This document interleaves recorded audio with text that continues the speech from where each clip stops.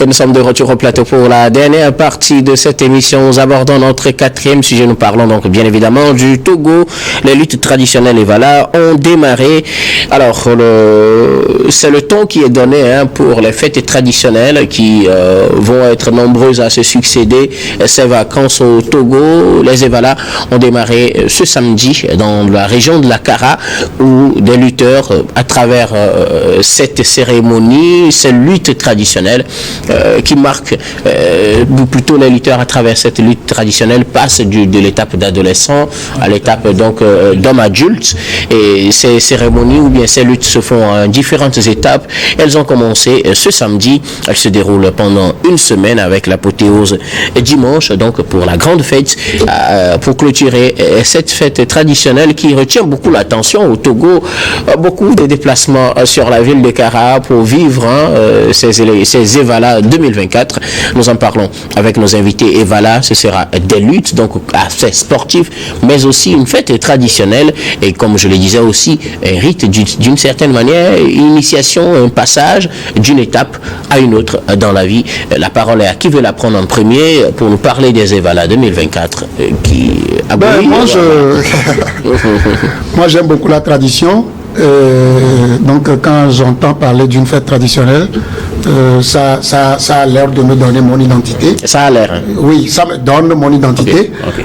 Donc les Evala sont une fête en pays kabye, pas dans toute la région de la Kara. Oui, bien sûr.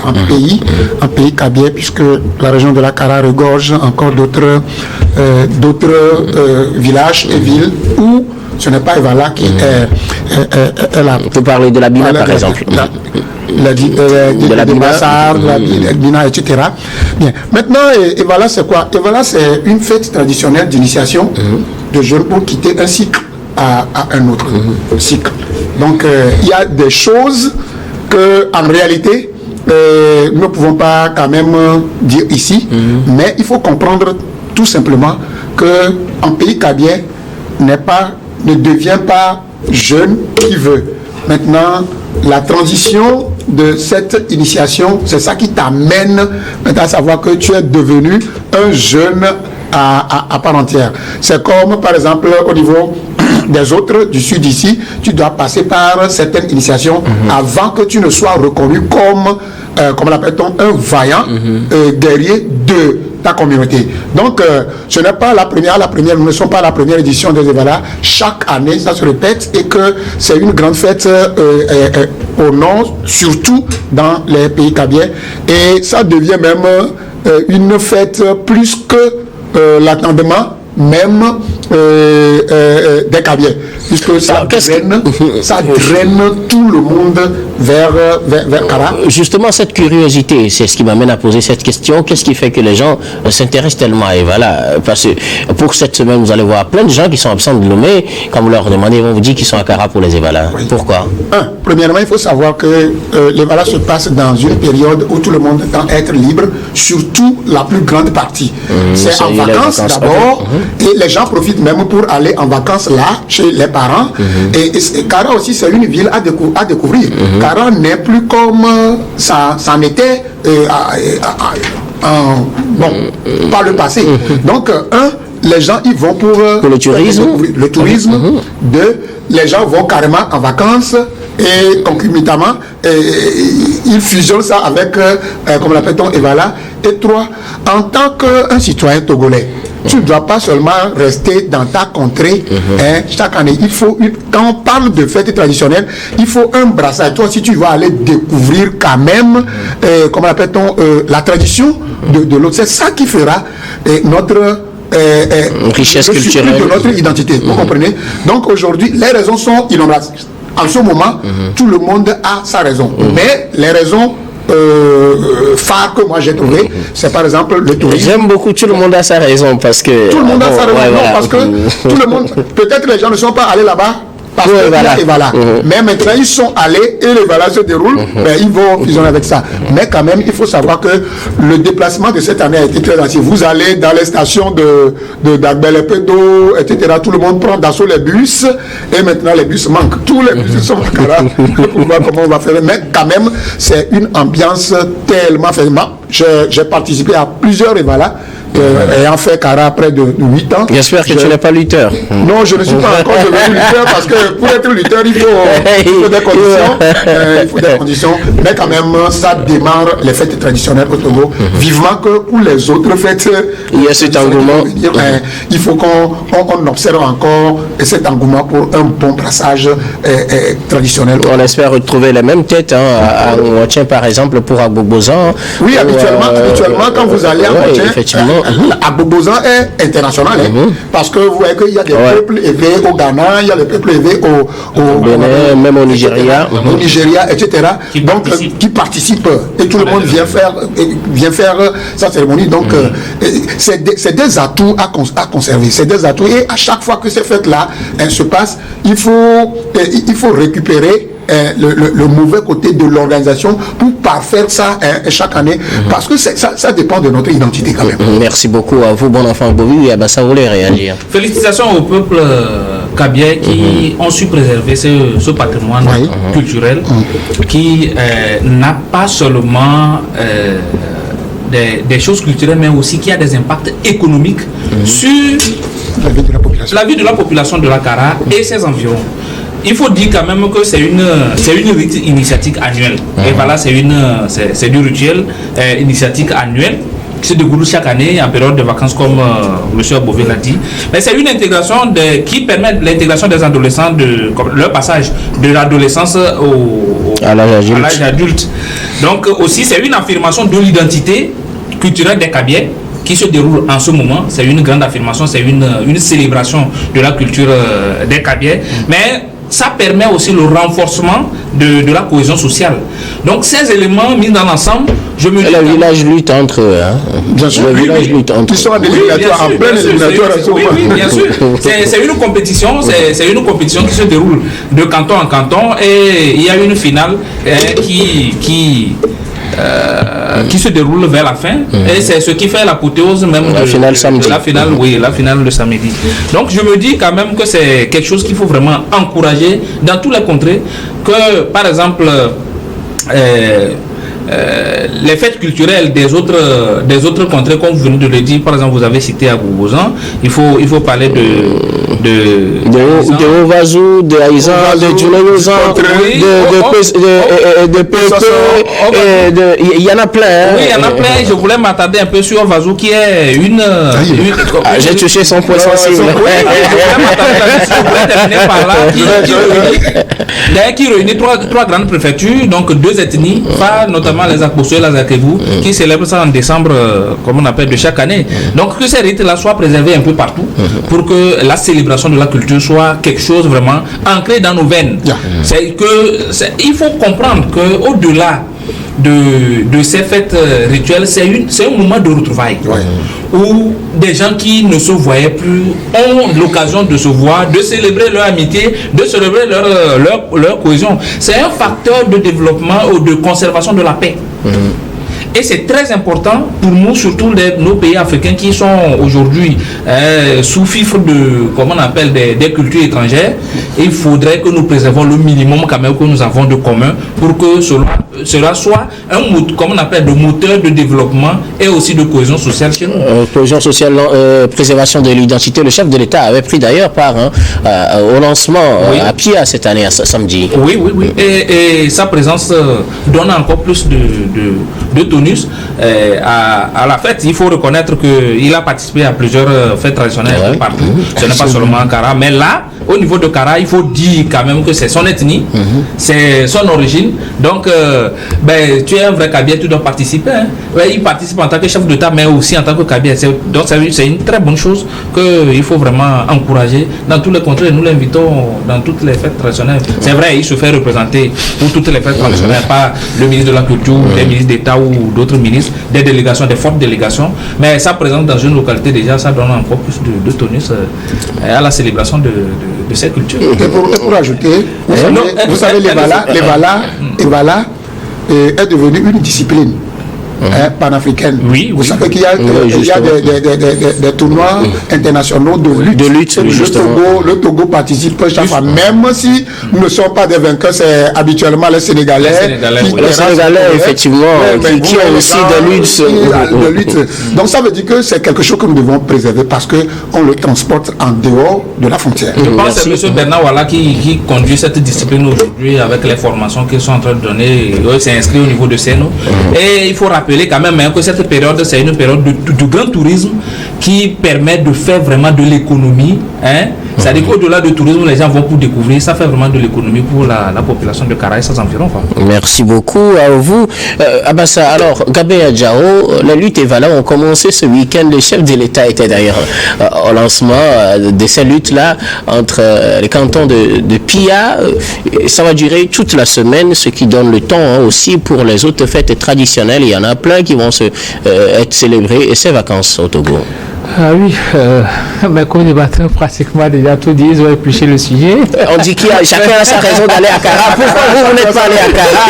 Quelle est la raison pour laquelle vous allez souvent à Kara, Gabin? Bon, premièrement, quand je vais à Kara, c'est une ville que j'aime beaucoup. Déjà par l'accueil de la population, le sens d'accueil de la population, l'amour que la population apporte et surtout la diversité que cette population-là représente. Parce qu'à Kara, il n'y a pas que les Kabyais, il y a beaucoup de personnes là-bas, surtout avec l'université qui a été créée. Il y a tellement de personnes à Kara aujourd'hui. Est-ce qu'il y a encore une localité au Togo où il n'y a pas des gens d'une autre ethnie? C'est ça qui est fantastique au Togo en fait, parce que nous sommes un peuple, on s'est beaucoup entremêlés. Et quand tu vas à Kara, il y a des gens d'Aného là-bas. Quand tu vas à Kpalimé, il y a des Kabyais là-bas. Nous sommes entremêlés, ça veut dire que nous constituons le même peuple, sauf que bon, nous avons des cultures différentes, ce qui constitue même notre richesse. Donc aujourd'hui, on peut dire que Kara est en train d'ouvrir les balles des fêtes traditionnelles. Vous savez, les Evala, c'est devenu un truc où pratiquement tous les Togolais veulent découvrir. Aujourd'hui, quand on dit il y a Evala, c'est tout le monde qui veut aller voir, visiter. C'est le moment où certaines personnes prennent le temps d'aller connaître la ville de Kara, pas seulement pour aller voir les luttes aussi, mais pour aller voir aussi la ville de Kara, connaître véritablement Kara, et aussi pourquoi pas pour continuer vers le nord, aller vers Dafawe, tout ça là. Bon, ça permet un tourisme interne, et c'est quelque chose qui permet assez de découvrir beaucoup de choses et de manger de nouveaux mets qu'on n'a jamais découvert. Par exemple, si tu veux manger Kodoro et autres, là, tu n'as jamais mangé, c'est là-bas même où se trouve le vrai Kodoro. C'est pour le Kodoro que Gabin va. Oui, moi j'aime beaucoup le Kodoro. Donc quand je vais à Kara, premièrement, ce que je demande, c'est qu'on me fasse du Kodoro parce que je n'en mange pas tout le temps ici à Lomé. Donc c'est une bonne chose aujourd'hui. Quand tu prends quand même la ville de Kara, quand on parle d'Evala, c'est une foire aussi. C'est une foire qui est ouverte aujourd'hui. Aujourd'hui, il y a des stands là-bas. Tu vas, tu découvres des mets locaux, des boissons locales et tout ça. Donc, il y a tellement de choses aujourd'hui à découvrir lors de cette fête des Vala. Là, moi, je considère ça comme une fête parce que, bon, vous savez, il faut aussi le dire que chaque fête traditionnelle dans une localité du Togo, c'est une fête pour tous les Togolais. Et chaque Togolais doit essayer de tout faire pour aller visiter quand même un peu 2 à 3 festivités lors de cette période-là des fêtes traditionnelles. Parce que, bon, de juillet jusqu'en août ou bien vers fin août, c'est juste les fêtes traditionnelles, ce qui permet même aux étudiants, aux nouveaux étudiants, aux écoliers qui sont en vacances d'aller découvrir les richesses culturelles de leur pays. Et il faut dire aux gens de ne pas empêcher leurs enfants d'aller au village. C'est très important pour que les enfants arrivent à connaître ce qui vient de leur terroir, à connaître leur culture et à savoir réellement comment vivre, d'où ils viennent. Mais empêcher les enfants de les garder toujours à Lomé, à les amener au parc et tout, je ne pense pas que ça enrichit l'enfant.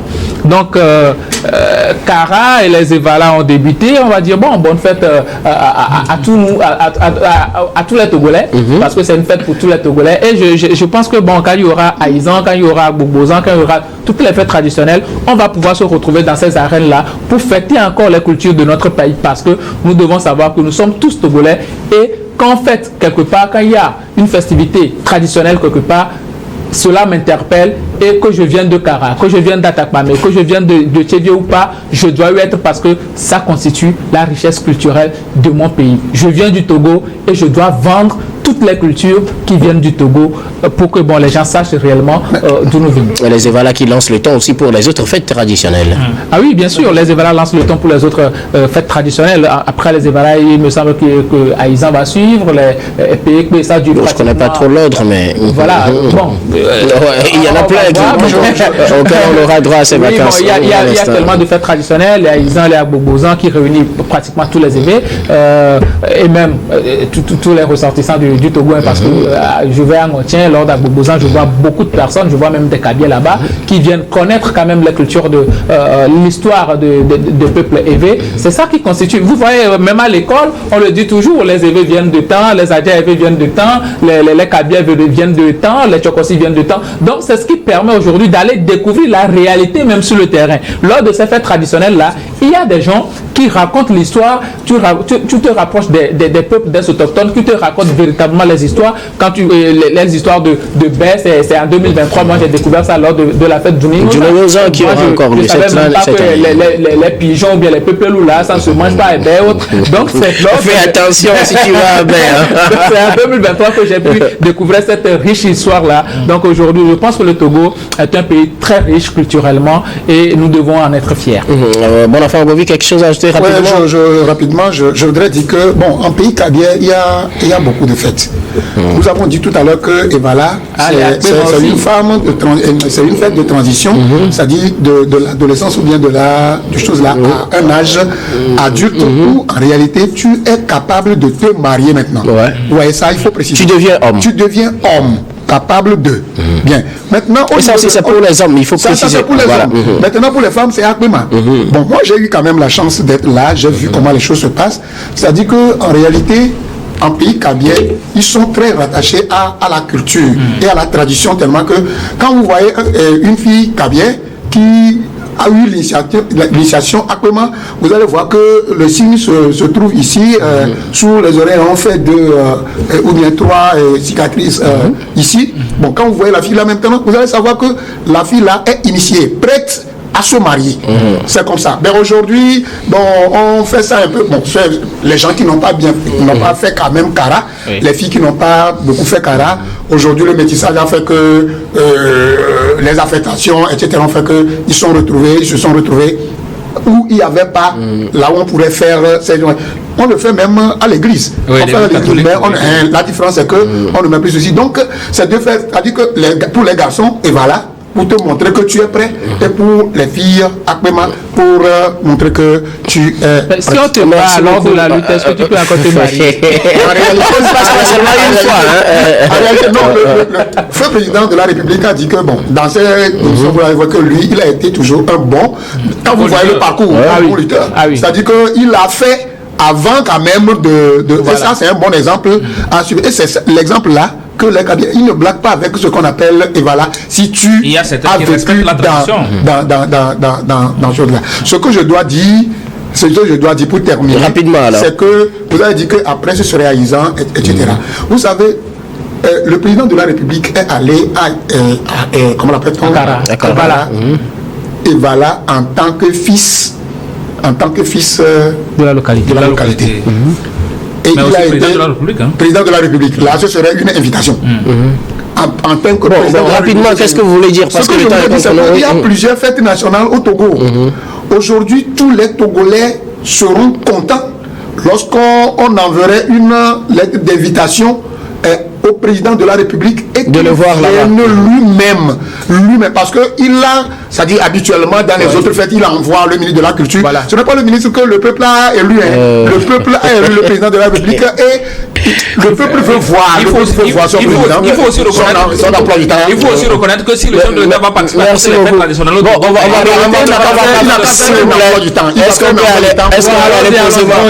va se prononcer à la place du chef de l'État. Je pense qu'on s'est compris. S'il vous plaît, permettez. Le temps est contre nous. Nous allons. Il y a cette information qu'on ne pourra pas passer sous silence cette information concernant le nouveau sélectionneur des éperviers du Togo. On va faire un dernier tour de table rapidement. Libombe Daré est confirmé en tant que nouveau sélectionneur des éperviers du Togo. Je pense que vous allez garder la parole, bon enfant. Oui, je crois que ça, c'est une bonne chose. Nous sommes dans un moment où il faut se passer des expertises extérieures. Il y a beaucoup de fils africains qui ont fait leurs preuves dans leur pays. Pas plus qu'à la Coupe d'Afrique des Nations la fois passée, comment l'appelle-t-on, Faye. Oui, c'est Faye. Vous voyez comment la Côte d'Ivoire, les éléphants ont ressurgi immédiatement et gagné la coupe là. Aujourd'hui, ça lui vaut l'honneur. Aujourd'hui, il est temps que nous réfléchissions, que nos fédérations réfléchissent pour mettre devant les fils du terrain. Aujourd'hui, Libombe Daré est connu. C'est un grand footballeur. C'est lui qui portait le maillot d'Ossard 2 du Togo. C'est un défenseur stopper. Il a fait la gloire des éperviers du Togo. Après sa carrière, quand il a pris sa retraite internationale, il a fait quoi? Il s'est lancé dans cette lignée d'entraîneur où il est sorti avec un diplôme de UFA et UFA-A. Et ce qui a fait qu'aujourd'hui, il est entraîneur quand même d'une équipe de deuxième division, je crois, en Belgique là-bas. Aujourd'hui, si les autorités, quand à la démission de Paolo Duarte, et où il était question de trouver quelqu'un, si les autorités sont revenues pour dire que c'est un Togolais qui doit prendre la chose, ça, je ne peux que me féliciter de ce choix. Merci beaucoup, Gabin. Rapidement, le temps est Oui, c'est la meilleure nouvelle de la journée que j'ai eu à entendre, parce que là, depuis là, je le disais que Libombe Daré a les qualités pour pouvoir prendre en charge les éperviers du Togo, d'autant plus que quand tu vas sur le continent maintenant, on fait la promotion du consommé local. Donc aujourd'hui, quand vous avez un fils qui est expert en la domaine, je pense que la meilleure des choses, c'est de lui donner les moyens de faire ses preuves. Et aujourd'hui, Libombe Daré est le sélectionneur national. Moi, j'ai toujours eu à le dire. J'aimerais aujourd'hui qu'il vienne et qu'il prenne en charge cette équipe-là, et surtout qu'il fasse un staff national où on va trouver peut-être les anciens joueurs, les Sena Yao et autres là. Je pense que la meilleure des choses aujourd'hui, Libombe Daré, il a les qualités pour, il a le diplôme pro UEFA, donc ça veut dire que ce n'est pas n'importe qui. Il peut même entraîner un club de première ligue en Europe là-bas. Donc si on l'a, la meilleure des choses, ce qu'il faut faire aujourd'hui, c'est un message à la fédération, au même moment au ministère des Sports, de donner les mêmes moyens qu'on donnait aux Blancs à Libombe Daré. Quand on payait 25 millions de francs CFA aux Blancs à la fin du mois, aujourd'hui, il faut payer 25 millions, pourquoi pas 27 millions à Libombe Daré, pour qu'il arrive réellement à faire ses preuves, et que les joueurs aussi se disent que nous allons jouer pour un pays. Parce que j'ai remarqué ça dans la plupart des matchs. J'ai l'impression que les gens forcent les gens à venir jouer. Quand tu viens défendre le drapeau national, il faut le faire avec fierté et honneur. Oui. Donc, je suis heureux pour Libombe Daré. Bonne arrivée à lui dans la tanière dans le lit des éperviers plutôt. J'allais dire les lions, dans le lit des éperviers. Et nous lui souhaitons bonne chance. Et je suis sûr. Beaucoup plus de victoires. Beaucoup de victoires. On va se qualifier forcément. Merci beaucoup. Abassa, Libombe Daré, coach des éperviers. Mais co-débatteur, on dit beaucoup de choses que je ne veux pas répéter. Bonne chance à Daré. Nous l'aimons toujours parce qu'il a beaucoup fait pour le Togo. Je pense qu'il peut toujours continuer par le faire. Et si on lui a fait confiance, j'espère qu'il ne va pas nous décevoir. Je lui souhaite bonne chance. Mais il faut que nos téléspectateurs comprennent quelque chose. C'est la négociation. Sa rémunération dont M. Gabin avait dit, ça dépend des négociations qu'il a eu à faire avec la fédération. Donc ça, nous pouvons souhaiter qu'on le paie 100 millions par exemple par mois, mais ça dépend de... Si lui va demander 10 millions... Si lui-même a demandé 5 millions, nous on ne peut pas forcer. Ça dépend des négociations qu'il a eu à faire. Merci beaucoup. Il y a beaucoup d'argent.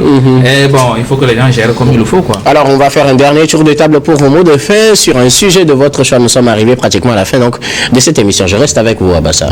J'aimerais féliciter la fédération pour le choix de Daré, parce que c'est une fois il faut essayer un Togolais à ce niveau. C'est très très important.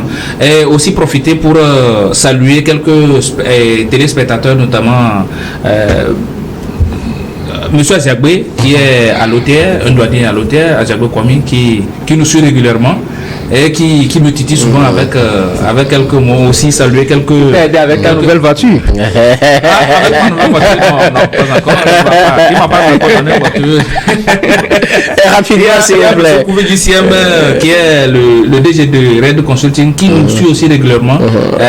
À eux tous le bonsoir. Ah oui, à eux tous le bonsoir. Merci beaucoup à vous. Kokouvi Abaili Abassa, vous êtes économiste et analyste politique. Merci d'être passé sur ce plateau. Toujours un plaisir pour moi. Bon enfant Bovi, vos mots de fin. Moi, j'ai deux petits mots à placer. En tant qu'enseignant, je l'avais dit au début de l'émission que je souhaitais quand même félicitations aux candidats de tous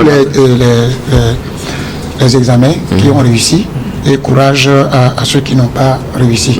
Il faut reconnaître quand même que cette année, les choses n'ont pas été comme on l'avait souhaité. Le bac qui est passé, dont nous avons connu les résultats, c'était 40%, le taux national. Ça veut dire que les choses n'ont pas été comme on le souhaitait. Mais quand même, faudrait-il revoir notre système, faudrait-il faire des états généraux de l'éducation, je ne saurais le dire. Courage quand même, puisque nous avons enregistré plus d'échecs que de réussite, ce qui n'était pas comme ça dans les années passées. Et passer par encore par cette émission pour dire rapidement alors. Pour dire bonsoir à deux personnes. D'abord monsieur Jules Salifou, qui est le promoteur de la foire à Kato, qui va démarrer du 1er au 18 août pour occuper quand même la jeunesse. Non, bon, rapidement. Et saluer cordialement tous les membres de ma famille d'Agotime Batoumé. Merci beaucoup. Gabin Adjaro, vos mots de fin. Non, voilà, je te titillais. Non, j'aimerais quand même. Non, j'aimerais quand même intervenir par rapport à ce que Bonenfant a dit par rapport à notre éducation. Je pense que c'est une période transitoire pour que nos autorités et même les parents arrivent réellement à penser à l'éducation de nos enfants et de nos frères et sœurs, parce que là j'ai eu un grincement dedans quand j'ai vu les résultats du bac. Il me semble que le pourcentage n'est pas allé à 40%.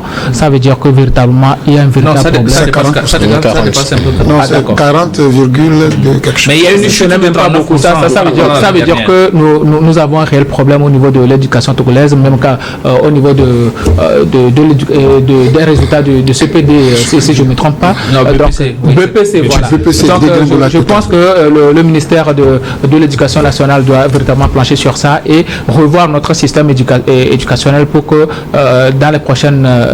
lors des prochaines années, lors des prochains examens, on arrive quand même à avoir un taux excellent de réussite. Si on veut un meilleur taux, il faut que les enfants travaillent. S'il vous plaît. Bien sûr, c'est un problème. S'il vous plaît, c'est le mot de fin. C'est un problème par rapport aux premièrement parents qui doivent véritablement veiller à l'éducation de leurs enfants et ensuite au ministère de veiller à ce que les meilleurs résultats soient Merci beaucoup à vous, Gabin Adjaro. Vous êtes juriste et directeur d'un cabinet Jurist Consulting.